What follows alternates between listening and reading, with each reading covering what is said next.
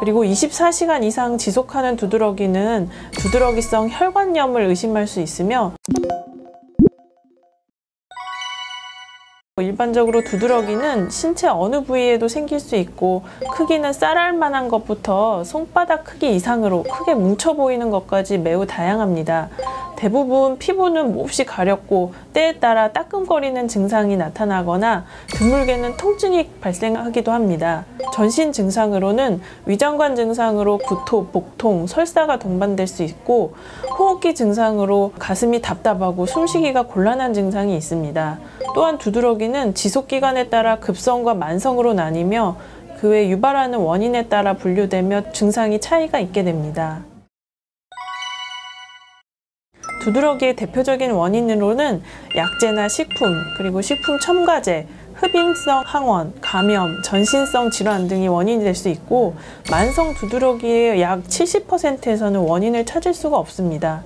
두드러기를 일으키는 그 대표적인 식품으로는 땅콩이나 새우, 게, 생선, 우유, 달걀, 과일 등이 있겠으며 약재로는 소염 진통제나 항생제가 두드러기의 원인입니다. 그리고 꽃가루나 애완동물의 상피, 그리고 진먼지, 진드기 등이 두드러기를 발생시킵니다. 첫 번째로 피부의 변화가 사라지는 데 필요한 시간이 다릅니다. 보통 두드러기의 홍반과 팽지는 짧은 시간 내에서 변화가 있는데 알레르기성 피부염은 구진이나 붉어짐 등의 변화가 짧은 시간 내에 사라지지 않습니다. 그리고 두 번째로 각각 호발하는 부위의 특징이 약간 다릅니다. 두드러기는 신체 어느 부위나 발생할 수 있으며 몸 이곳저곳에서 발생하다가 얼굴로 번지는 데 반해 알레르기성 피부염은 전신 어디에서나 발생하지만 얼굴이나 얼굴 주변에 더 많이 발생하게 되고 피부가 겹치는 부위나 등, 겨드랑이, 사타구니처럼 땀이 많이 나는 부위에서 더 많이 발생하게 됩니다.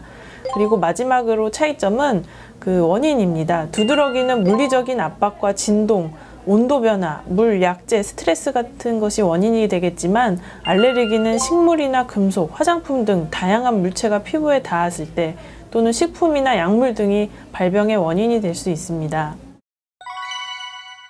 항히스타민제의 부작용으로는 졸음이 있지만 이 건강을 저해할 만한 특별한 부작용은 없어서 장기간 복용이 가능합니다. 최근에는 면역글로불린 수치를 낮추는 치료 성분인 오말리주맙이 만성 두드러기에 효과가 있다는 연구가 있어서 국내에서도 사용하고 있습니다. 물의 온도와 상관없이 그 물이 닿는 부위에 아주 작은 팽진이 모공을 중심으로 발생하는 두드러기로 이는 이제 수성 두드러기라고 합니다.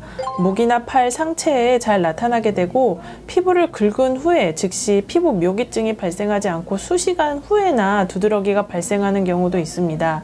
상당히 희귀하며 증상의 원인은 발견되지 않았습니다. 두드러기 종류 중에 피부가 찬 공기와 닿으면 노출 부위에 가려움증이 생기고 피부가 부풀어 오르며 붉게 변하는 한랭 두드러기가 있습니다.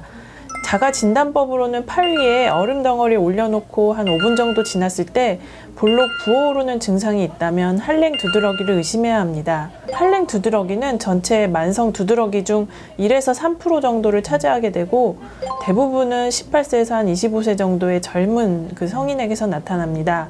한랭 두드러기는 피부에 국한하지 않고 두통이나 저혈압, 실신, 천명, 숨참, 심기항진, 구역질, 무토, 설사 이런 증상이 동반될 수 있기 때문에 위험하여 전문의의 정확한 진단과 치료가 필요한 질병입니다. 두드러기는 그 증상만으로도 비교적 쉽게 진단할 수 있습니다. 피부가 부어오르면서 가려움증을 동반하고 병변이 서너 시간 후 없어졌다가 혹시 다른 부위에 생기는지를 확인합니다. 그리고 24시간 이상 지속하는 두드러기는 두드러기성 혈관염을 의심할 수 있으며 증상이 6주 이상 악화와 호전을 반복하며 지속되면 만성 두드러기로 진단합니다. 그 이외에 그 혈액 검사나 그 백혈구 분해 검사, 혈침 속도 등을 통해서 진단을 할 수 있습니다.